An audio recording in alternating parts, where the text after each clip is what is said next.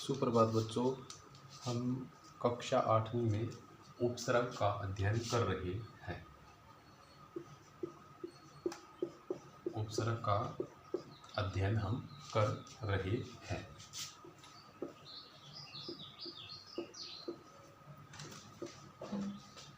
हमने उपसर्ग में संस्कृत के उपसर्ग कर लिए हैं, हिंदी के उपसर्ग हमारे रहते हैं, संस्कृत के उपसर्ग हैं वो हमारे हो गए हैं। ठीक है। इसके अलावा हमने उर्दू फारसी के उपसर्ग भी पढ़ लिए हैं, उनका अध्ययन भी हमने कर लिया है। हम हिंदी के उपसर्ग का अध्ययन करेंगे।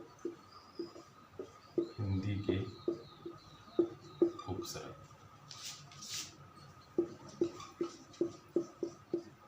ठीक है। हिंदी के उपसर्ग जो संस्कृत भाषा से आए हैं। परिभाषा इसकी, हिंदी के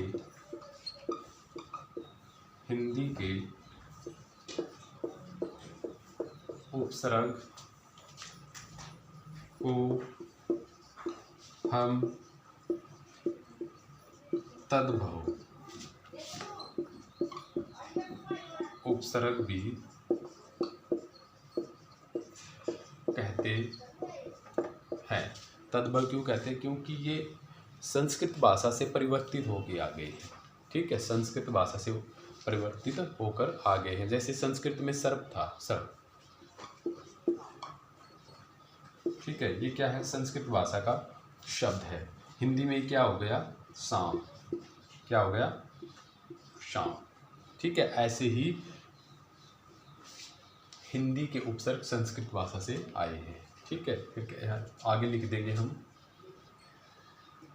ये उपसर्ग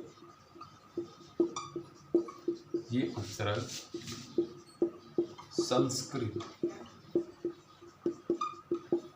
भाषा से विकसित हुए हैं। क्या हुए हैं? संस्कृत भाषा से विकसित हुए हैं। ठीक है, यानी कि रूप परिवर्तन करते करते ये हिंदी में आ गए हैं। ठीक है, संस्कृत भाषा से विकसित हुए हैं। जैसे, ठीक है, जैसे उदाहरण करेंगे हम। जैसे सभी बच्चों को पता है उपसर्ग किसे कहते हैं। उपसर्ग को हम शब्दांश भी कहते हैं। ठीक, क्या कहते हैं? शब्दांश भी कहते हैं। ठीक है, ये स्वतंत्र नहीं होते, आज़ाद नहीं होते, किसी भी शब्द के आगे नहीं लगते। ठीक है, उपसर्ग कहाँ लगते हैं? शब्द के आगे लगते हैं। ये स्वतंत्र नहीं है कि हर किसी शब्द के आगे जुड़कर उसका रूप परिवर्तन कर देंगे। ठीक है, तो बच्चों को पता लग गया होगा, उपसर्ग शब्द के आगे लगते हैं। उपसर्ग को हम शब्दांश भी कहते हैं। ये स्वतंत्र नहीं होते, ठीक है, आज़ाद नहीं होते। ठीक है, उदाहरण करेंगे हम कॉपी में लिखेंगे।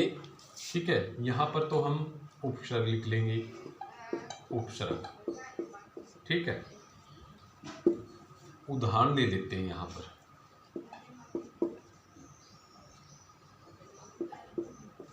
उदाहरण,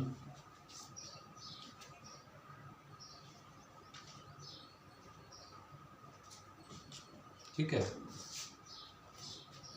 उदाहरण हो गया यहाँ पर। फिर हम यहाँ पर लिख लेंगे उपसर्ग। फिर हम यहाँ पे लिख लेंगे मूल शब्द।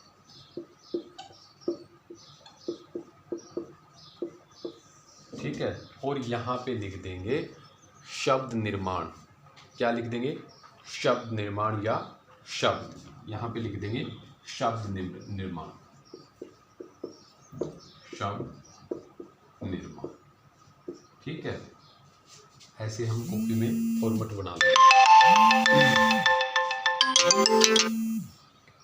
ठीक है, तो हम सबसे पहले उदाहरण लेते हैं। एक उदाहरण है, जैसे अलग। ठीक है, अलग उदाहरण है। ये एक उदाहरण है, इसमें हमने मूल शब्द अलग करना है, उपसर्ग हमने अलग करना है।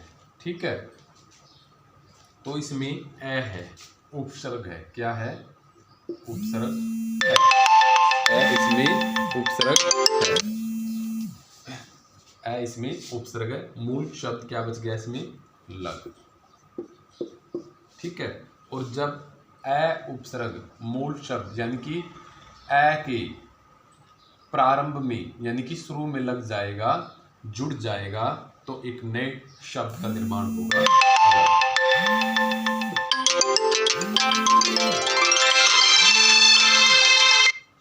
ठीक है, तो ए होता है है नहीं